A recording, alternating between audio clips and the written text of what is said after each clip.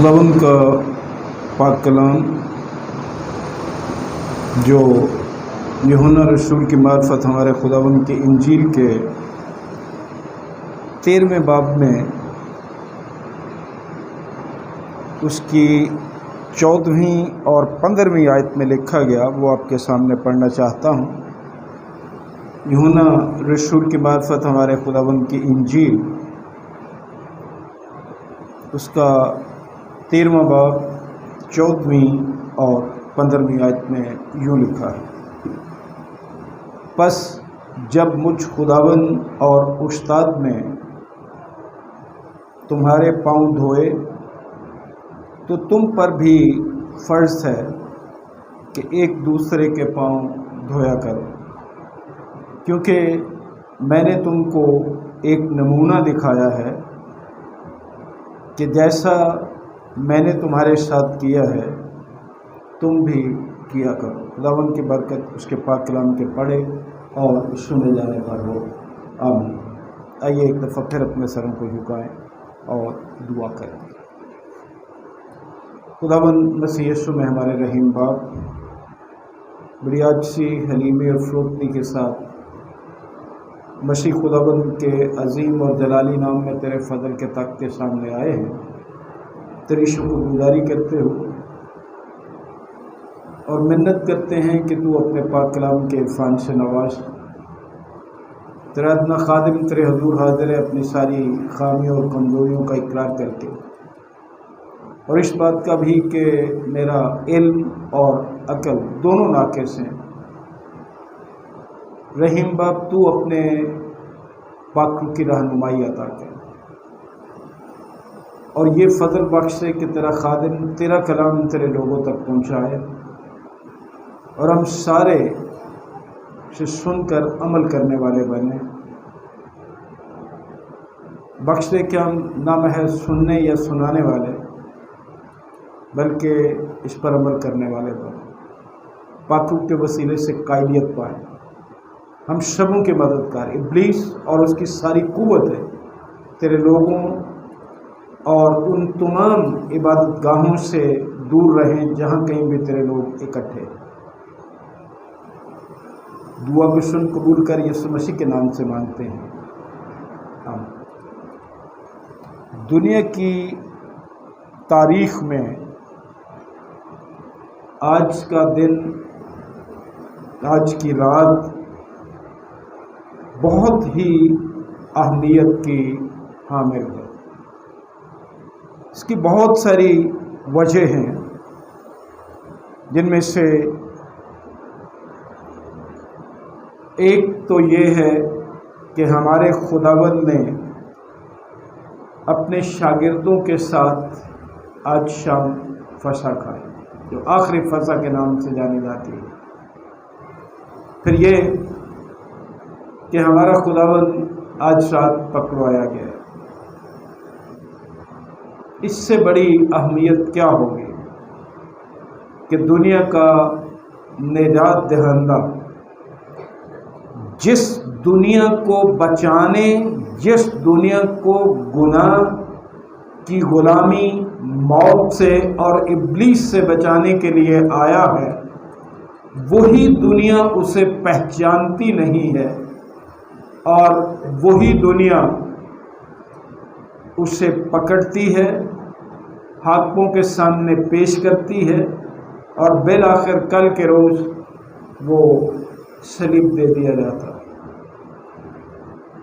एक और भी बड़ी दर्दनाक कहानी आज रात वकू में आती है, वो ये है कि 12 शागिर्दों में से एक शागिर्द खुदावंद यीशु मसीह का सौदा कर लेता है लोगों के साथ,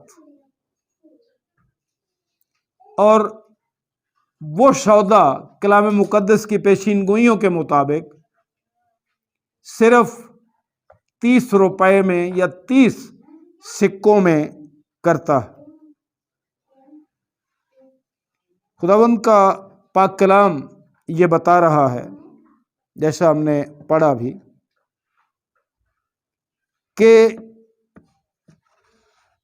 جب مجھ خداوند اور استاد نے تمہارے پاؤں دھوئے تو تم پر بھی فرض ہے کہ ایک دوسرے کے پاؤں دھویا کرو، کیونکہ میں نے تم کو ایک نمونہ دکھایا ہے کہ جیسا میں نے تمہارے ساتھ کیا تم بھی کیا کرو۔ اب یہی بات آج شام آپ کے گوش گزار کرنا چاہتا ہوں پاکیزہ میں شریک ہونے سے پہلے۔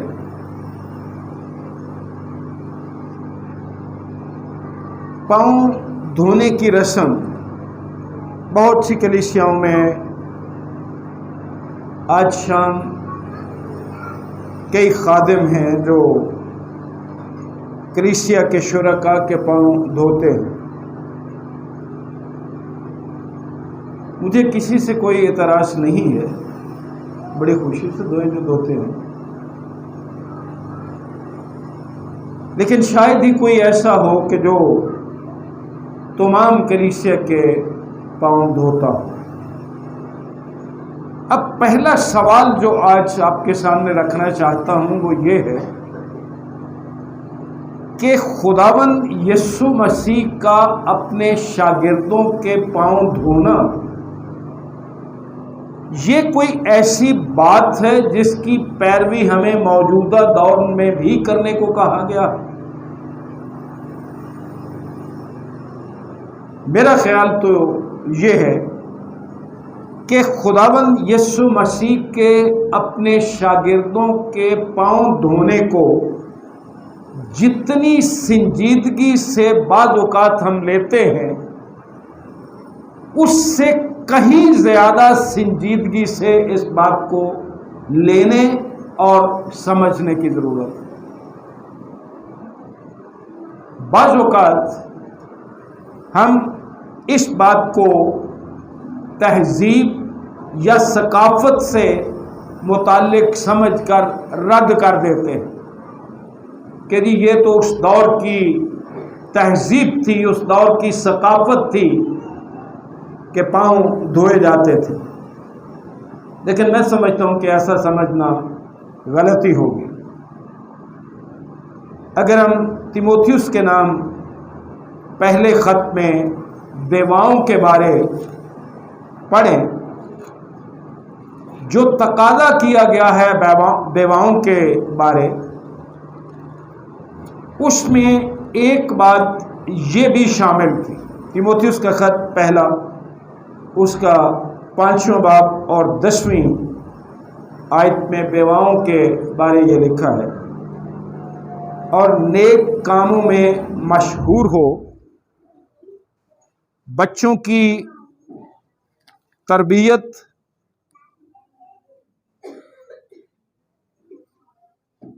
کی ہو، پردیسیوں کے ساتھ مہمان نوازی کی ہو۔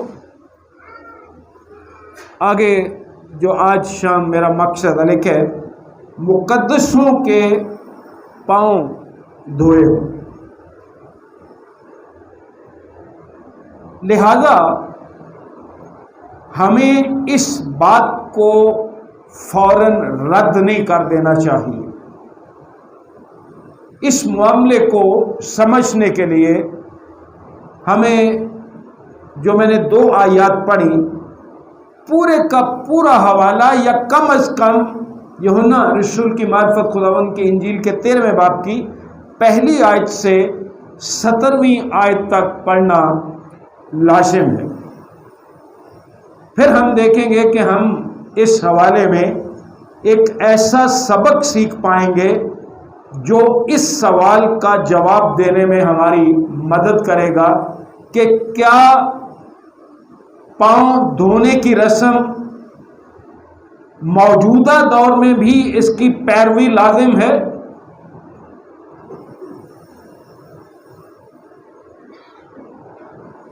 پہلی بات جو آپ کے سامنے رکھنا چاہتا ہوں وہ ہے کہ پاؤں دھونے کا سبق جو ہے،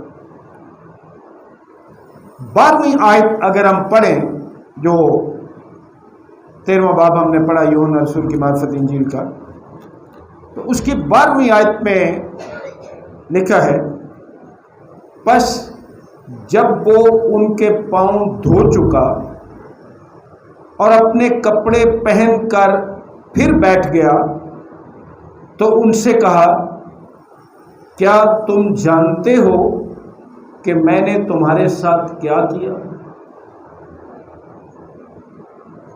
اب یہاں خداوند یسوع مسیح نے ایک سوال کیا شاگردوں سے کہ کیا تم جانتے ہو، تمہیں معلوم ہے کہ میں نے تمہارے ساتھ کیا کیا ہے؟ اگر یہ بات اتنی ہی سادہ تھی تو پوچھنے کی ضرورت نہیں تھی، اور اگر پوچھی گئی تھی تو اس کا سادہ سا جواب تھا کہ تو نے ہمارے پاؤں دھو دیے۔ لیکن اگر خداوند نے یہ بات پوچھی کہ کیا تم جانتے ہو کہ میں نے تمہارے ساتھ کیا کیا، تو اس کا مطلب یہ ہے کہ خداوند انہیں کچھ سکھانا چاہتا ہے، جو ہمیں بھی سیکھنے کی ضرورت ہے۔ یسوع کا کہنے کا مطلب یہ تھا کہ وہ اپنے شاگردوں سے چاہتا تھا کہ وہ محض پاؤں دھونے کی نسبت ایک بہت بڑا سبق جو اس بات میں پایا جاتا تھا، جو خداوند یسوع مسیح انہیں سکھا رہا تھا، وہ سبق سیکھ جائیں۔ جو سبق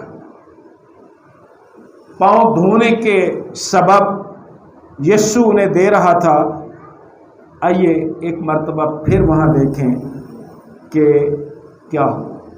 4 آیت سے پڑھ رہا ہوں، 4 آیت سے 6 آیت تک لکھے، دسترخوان سے اٹھ کر کپڑے اتارے اور رومال لے کر اپنی کمر میں باندھا۔ اس کے بعد برتن میں پانی ڈال کر شاگردوں کے پاؤں دھونے اور جو رومال کمر میں بندھا تھا اس سے پوچھنے شروع کی۔ پھر وہ شمعون پطرس تک پہنچا۔ اس نے اس سے کہا، اے خداوند، کیا تو میرے پاؤں دھوتا؟ اب یہاں مجھے افسوس بھی ہو رہا ہے یہ بات بتاتے ہوئے، کئی لوگ ہیں جنہیں علم ہوتا نہیں ہے لیکن وہ لفظوں کے ایسے کیڑے نکالتے ہیں کہ ان کی باتوں پہ ہنسی بھی آتی ہے اور شرمندگی بھی ہوتی ہے۔ مثال کے طور پر 4 آیت میں اگر آپ نے توجہ کی ہو تو لکھا تھا، دسترخوان سے اٹھ کر کپڑے اتارے۔ ہمارے ہاں ان لفظوں کا لفظی مطلب لینا قطعاً مراد نہیں اور نہ ہی وہاں تھا، بلکہ یہاں کپڑے اتارنے کا مطلب یہ تھا کہ جو اوپر چوگے پٹکے پہنے ہوتے تھے ان کو وہ ایک طرف رکھا۔ یہاں اگرچہ ہمارے پاس ترجمہ یہ ہے کہ کپڑے اتارے، لیکن حقیقت یہ ہے کہ اس کا مطلب یہ تھا کہ اس نے کپڑے اپنے سائیڈ پہ رکھ دیے، ایک طرف رکھ دیے اور رومال لے کر اپنی کمر میں باندھا۔ مطلب یہ تھا کہ ایک خادم کی صورت اختیار کی۔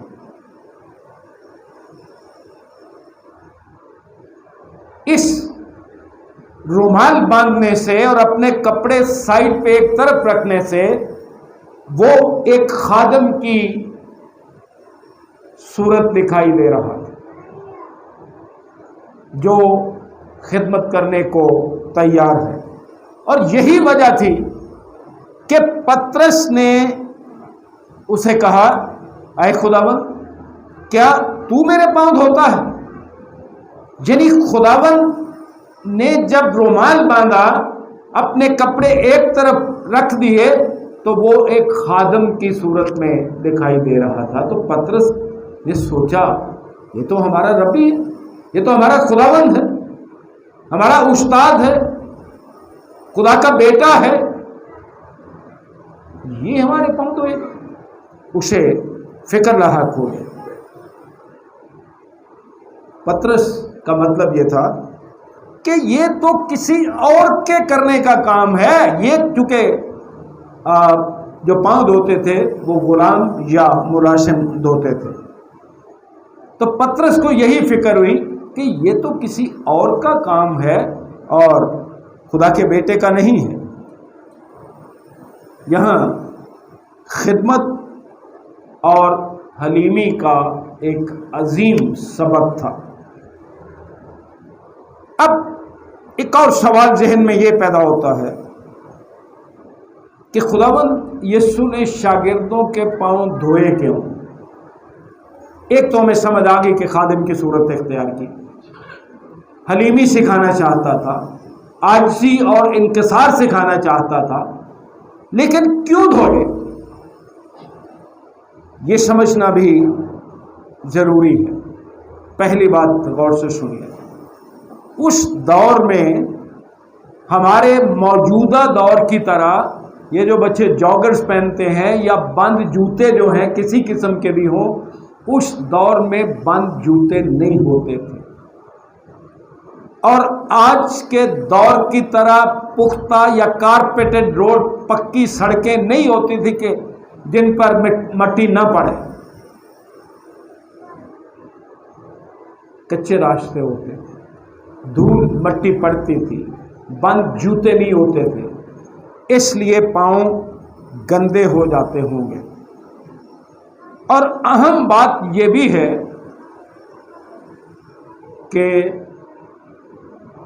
اگرچہ جو خداوند یسوع مسیح کی شاگردوں کے ساتھ تصویر دکھائی جاتی ہے آخری فصح کی، وہ مختلف طرح سے دکھائی جاتی ہے، لیکن حقیقت یہ ہے کہ وہ ہماری طرح میز پر کھانا کھانے کے لیے نہیں بیٹھتے تھے، کیونکہ اگر میز پر کرسی پر بیٹھا جائے تو پاؤں نیچے چھپ جاتے ہیں. اس دور میں ایسا نہیں تھا. لوگوں کے گھروں میں ایسا کرنا رواج تھا. اگر آپ مقدس لوکا کی معرفت خداوند کی انجیل اس کا 7واں باب 36ویں آیت سے 50ویں آیت تک پڑھیں تو وہاں مختصراً آپ کو بتاتا ہوں کہ شمعون فریسی کے گھر میں یہ دیکھا جا سکتا ہے کہ ایک بد چلن عورت آتی ہے اور وہ سنگ مرمر کے عطر دان میں عطر لاتی اور خداوند کے پاؤں آنسوؤں سے بھگونے لگی اور پھر اپنے سر کے بالوں سے ان کو پونچھا، اس کے پاؤں چومے اور اس پر عطر ڈالے. لیکن جس شخص کا گھر ہے شمعون فریسی کا، تو خداوند یسوع مسیح نے اس سے کہا تو نے میرے پاؤں دھونے کو پانی نہ دیا. اس دور میں پاؤں دھونا رواج بھی تھا اور ضروری بھی تھا. جیسا میں نے کہا کہ کیوں ضروری ہوتا تھا. ایک تو یہ بات ہو گئی کہ پاؤں دھونا ضروری تھا، اس لیے خداوند نے دھوئے. دوسرا، خداوند نے جو دھوئے اس لیے تھا کہ یہ حلیمی کا ایک عظیم عمل تھا جو کچھ خداوند نے اپنے شاگردوں کے لیے کیا. یہ عاجزی، انکسار اور حلیمی کا عمل تھا، کیونکہ کسی کے پاؤں دھونا بالکل ایک انوکھا یا غیر معمولی عمل ہوتا تھا. جیسا میں نے گزارش کی کہ ملازم یا غلام جو ہوتے تھے وہ ایسا کرتے تھے، یا غلام آپ کے پاؤں دھوتا تھا یا پھر آپ کو خود یہ کام کرنا ہوتا تھا.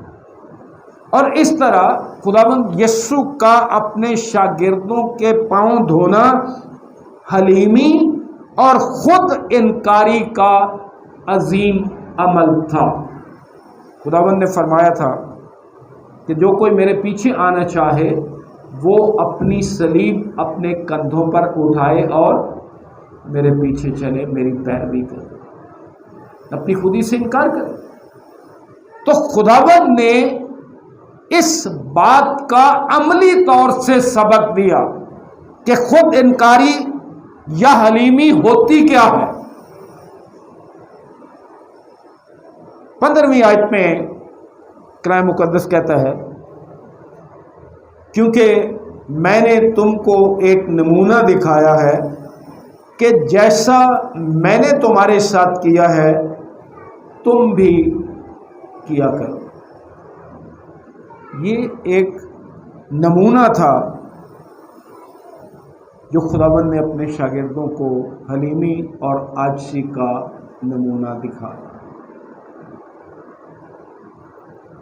اب سوال یہ ہے کہ کیا یسوع ایک بیرونی نشان کے طور پر نمونہ دکھا رہا تھا یا خداوند کی خدمت اور حلیمی کی نمایاں صفت کے طور پر یہ ظاہر کر رہا تھا؟ جو نظر آتا ہے وہ یہی ہے کہ خدمت اور حلیمی کی نمایاں صفت ہے، کیونکہ یہ کوئی ظاہری یا بیرونی رسم نہیں تھی جس کا خدا تقاضا کر رہا۔ جیسے بپتسمے کے لیے خدا نے تقاضا کیا کہ جو ایمان لائیں ان کو باپ بیٹے اور روح القدس کے نام سے بپتسمہ دو، لیکن یہاں یہ ایسی ظاہری اور بیرونی رسم نہیں ہے جس کا خدا تقاضا کر رہا ہے۔ دراصل یہ ظاہری طور پر یہ نمونہ دے کر خداوند انہیں آگاہ کر رہا تھا کہ تمہیں کرنا کیا ہے۔ یہ ظاہری طور پر آگاہی تھی۔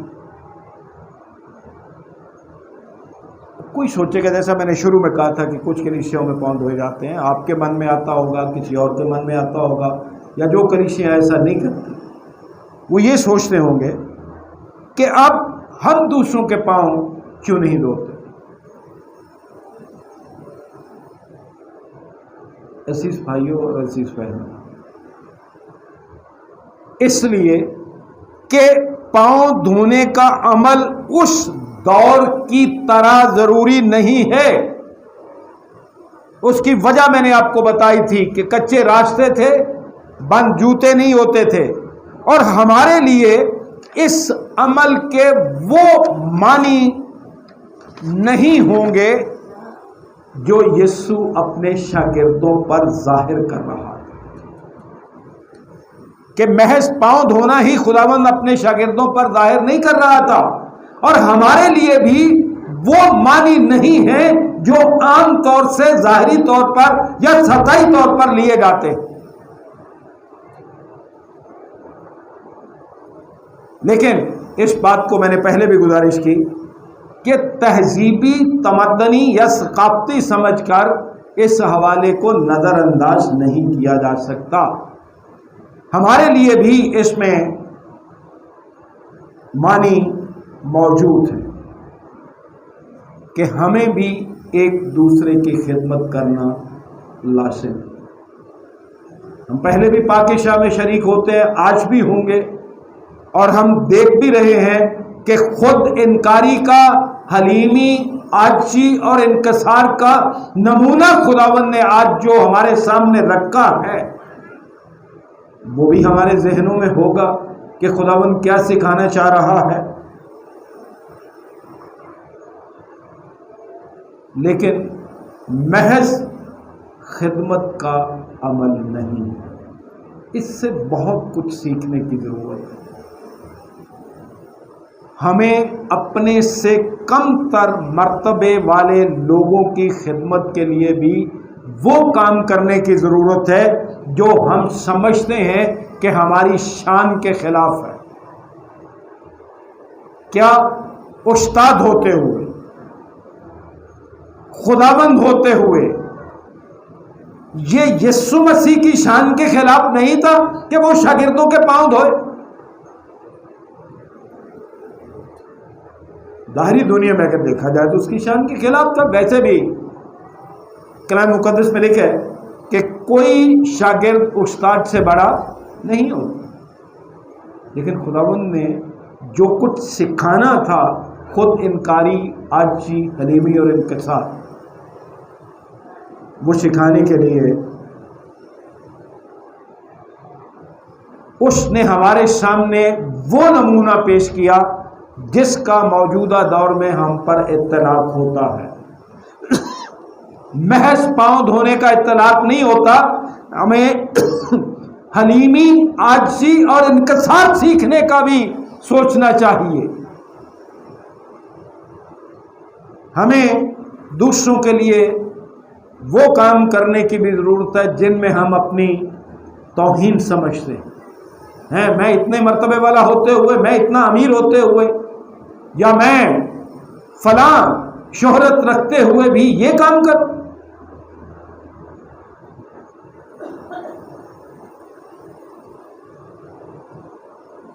اور بعض اوقات ہم یہ سمجھتے ہیں کہ میں اس کام کے لیے تو مقرر نہیں ہوا یا مقرر نہیں ہوئی۔ عزیز بھائیو اور عزیز بہنوں، جب باطن میں اندر، ہمارے اندر، دل کے اندر، جب باطن میں دل کے اندر، جسے میں کہوں گا دل کی گہرائیوں میں خدمت کرنے کا جذبہ موجود ہو تو کوئی بھی ہم سے کمتر نہیں ہوتا، بلکہ سارے ہم سے اعلیٰ ہی ہوتے۔ بات خدمت کے جذبے کی ہے جو دل سے اٹھے تھے۔ یسوع نے حلیمی کا عظیم نمونہ دیتے ہوئے خادم کی صورت اختیار کی۔ اس سلسلے میں تہذیب اور تمدن پر نام کی کوئی ایسی چیز نہیں ہے کہ جو چھوڑی جا چکی ہے یا اب اس کا دور نہیں ہے یا یہ ترک ہو چکی ہے۔ ہمیں بھی حلیمی اور عاجزی اختیار کرنے کی ضرورت ہے۔ اس میں ایک اور سبق بھی ہم سیکھتے ہیں جو اس سے بھی گہرا، جتنی باتیں میں نے ابھی بتائیں ان سے بھی گہرا ایک سبق موجود ہے۔ وہ ہے 29ویں اور 30ویں آیت میں۔ یوحنا رسول کی معرفت خداوند کی انجیل 13واں باب، اس کی 29ویں اور 30ویں آیت۔ چونکہ یہودا کے پاس تھیلی رہتی تھی، اس لیے باش نے سمجھا کہ یسوع اس سے یہ کہتا ہے کہ جو کچھ ہمیں عید کے لیے درکار ہے خرید لے، یا یہ کہ محتاجوں کو کچھ دے۔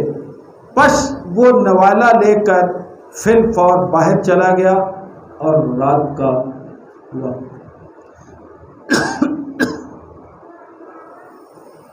کیا منظر ہے، آپ دیکھو ذرا کہ خداوند یسوع مسیح ان کا استاد خداوند ہوتے ہوئے ان کے پاؤں دھوتا، اور ان 12 میں ایک ایسا شخص بھی موجود ہے جو اسے پکڑوائے گا، جس کے لیے کلام مقدس میں لکھا ہے کہ ابلیس، شیطان اس میں کیا ہوا، سما گیا۔ اور خداوند کو تو پہلے ہی پتا تھا کہ کون مجھے پکڑوائے گا، لیکن پھر بھی اس نے اس کے پاؤں بھی دھوئے۔ اس نے یہ نہیں کہا کہ تو نکل جائے یہاں سے، تو نے تو ابھی تھوڑی دیر بعد مجھے پکڑوا دینا۔ یہودا نوالا لینے کے بعد فی الفور باہر چلا گیا، سودا ہو رہا ہے خداوند کو پکڑوانے۔ اپنی زندگی پر غور کرنے کی ضرورت ہے کہ ہم یہودا سے کتنے بہتر ہیں۔ کتنی مرتبہ زندگی میں پاک شام میں شریک ہوئے، آج بھی ہوں گے۔ اس میں شریک ہونے کے بعد ہمارا عمل کیا، کردار کیا ہے؟ کیا وہ سبق جو خداوند نے سکھایا ہم نے سیکھا؟ ہمارے سیکھنے کے لیے اگر ہم دیانتداری سے سیکھیں تو میں سمجھتا ہوں کہ یہ سبق مزید گہرا ہو جاتا ہے کہ ہم کیا ہوں گے اس میں شریک ہونے کے بعد۔ یہودا کی مانند خود غرض یا یسوع کی مانند دوسروں کی خدمت کرنے والے؟ اپنے آپ میں سوچ لیجیے۔ جب ہم دوسروں کی خدمت کے لیے اپنے آپ کو نچلے درجے پر لا کر ان کی خدمت کے لیے رضامند نہیں ہوتے، اس وقت ہم خود غرضی سے کام لیتے ہیں۔ اور خداوند کے اس نمونے سے ہمیں سیکھنا چاہیے کہ ہم خود غرض نہ بنیں، بلکہ اپنی خودی سے انکار کرتے ہوئے ایک دوسرے کی خدمت بھی کریں. جب ہم اپنے دشمنوں کی خدمت کے لیے رضامند نہیں ہوتے، دو باتیں آپ کے سامنے، ایک تو میں نے یہودا کی رکھی. یہودا خداوند یسوع مسیح کا دشمن ہے کہ نہیں ہے؟ بولو تو صحیح. کیا اس کا ساتھی تھا؟ کہلاتا تو دوست ہی تھا، لیکن اندر ابلیس سمایا ہوا ہے. 30 سکوں میں اس کا سودا کیا ہوا ہے. کیا خداوند نے اپنے اس دشمن کے پاؤں نہیں دھوئے؟ جو لوگ لاٹھیاں لے کر، تلواریں لے کر خداوند یسوع مسیح کو پکڑنے آئے تھے، پترس نے ان دشمنوں میں سے ایک شخص کا کان اڑا دیا تھا. خداوند نے اسے شاباش دی تھی کہ شاباش، تینوں ادھر کان نہیں لانا چاہیے تھا، تینوں تیری گردن لا دینی چاہیے تھی. خداوند نے کیا کیا؟ پتہ ہے آپ کو خداوند نے کیا کیا تھا؟ اس کا کان دوبارہ واپس لگا دیا. جس کے ہم ماننے والے ہیں، جس کی ہم عبادت اور پرستش کرتے ہیں، جس کی موت کی یادگار میں ہم شریک ہوتے ہیں، جس کے بدن اور خون میں شریک ہوتے ہیں پاک شاگ میں، اس کا نمونہ تو یہ ہے. اور ہمارا نمونہ کیا ہے؟ یہودا کی طرح خودغرض، لالچی اور اپنے کو دوسروں سے بہتر سمجھنے والے. عزیز بھائی اور عزیز بہن، اس حوالے کی یہی گہرے معنی ہے. فرض کیجیے کہ میں آپ کے پاؤں دھو بھی دیتا ہوں، مجھے تو کوئی فرق نہیں پڑے گا، یا جو ایسا کرتے ہیں ان کی شان میں بھی کوئی فرق نہیں پڑتا. اصل بات یہ ہے کہ کیا میرا جذبہ، میرا رویہ، خدمت کا جذبہ میرے اندر ویسا ہی ہے جیسا مسیح یسوع کا تھا؟ اگر نہیں ہے تو کسی کے پاؤں دھونے کا کسی کو کچھ فائدہ نہیں، محض دکھاوا ہوگا. چاہیے کہ ہماری زندگی میں دوسروں کی خدمت کا جذبہ ویسا ہی ہو جیسا مسیح یسوع نے نمونہ دیا. محض ظاہری رسوم کی پابندی کے بجائے دل سے خدمت کا جذبہ، دل میں خدمت کا جذبہ رکھیں. اور جیسا کلام مقدس میں فرمایا گیا ہے، ہم ویسے ہی بننے کی کوشش کریں. کیونکہ ہمارا نمونہ نہ یہودا ہے، نہ کوئی بیشپ ہے، نہ کوئی پادری ہے، نہ کوئی ایلڈر ہے، نہ کوئی اور ایماندار ہے. ہمارا نمونہ کوئی اور نہیں، صرف اور صرف خداوند یسوع مسیح. ہمیں اس کے نمونے پر عمل کرنا ہے. اور کلام مقدس میں واضح طور سے یہ کہا گیا، ویسا ہی مزاج رکھو جیسا مسیح یسوع کا بھی تھا. ویسا مزاج رکھنے کی ضرورت ہے، خدمت کا ویسا جذبہ رکھنے کی ضرورت ہے. محض پاؤں دھونے سے کچھ نہیں بگڑ جائے گا کسی کا، نہ کچھ سنور جائے گا. کلام مقدس یہ کہتا ہے، اس نے اگرچہ خدا کی صورت پر تھا، ہم تو ہیں بھی گنہگار، نکمے ہیں، گنونے ہیں. یہ بھی ایک الگ بات ہے کہ بہت سے ہیں جو پتہ نہیں ان کو کہاں سے یہ تعلیم مل گئی، وہ کہتے ہیں جی ہم گنہگار ہیں ہی نہیں، ہم گناہ کرتے ہی نہیں ہیں.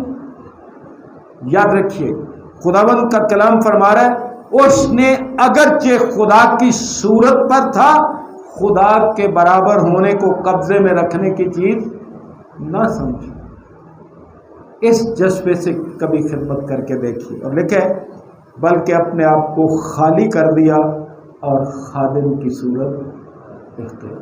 اس سے بڑی اور کوئی مثال نہیں ہے کہ اپنے شاگردوں کے پاؤں دھو کر عملی طور پر خادم کا نمونہ دے، خادم کی صورت اختیار کر کے عملی طور سے اسے ظاہر کر دیا. خداوند نے اپنے شاگردوں کے ساتھ فسح کھائی، آخری فسح، لیکن اس میں اس نے اپنے شاگردوں کے پاؤں. جو سبق آج خدا کا پاک کلام ہمیں سکھانا چاہتا ہے کہ ہمیں کس طرح سے اپنی خودی سے انکار کرنا ہے खुद गर्ज नहीं बनना, दूसरों की खिदमत का जज्बा हमारे अंदर हो, हर कोई हमारा दुश्मन ही क्यों ना। आज मेरे सामने और आपके सामने सवाल ये है, खुदावंद यीशु मसीह के इस नमूने से क्या आज ऐसा करने को तैयार है? क्या हम खुदावंद के नमूने पर चलेंगे? क्या हम वैसा ही मिजाज रखेंगे जैसा मसीह यीशु का भी?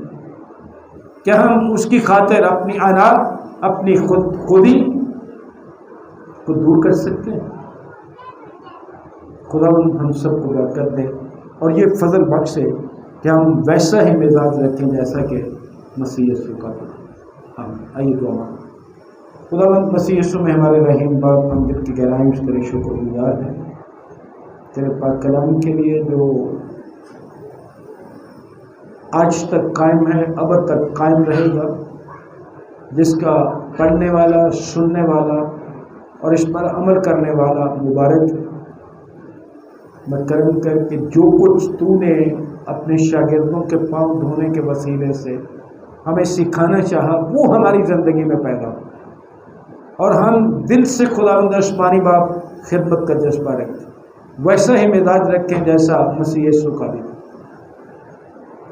ये फजल अदा कर खुदावंद कि अपनी खुदी से इनकार करके अपनी सलीब अपने कंधों पर उठाएं और मसीह यीशु के पीछे चलने वाले बने, उसके नमूने पर चलने वाले बने। इबादत के बच्चे हिस्से में हमारे साथ यीशु मसीह के नाम से।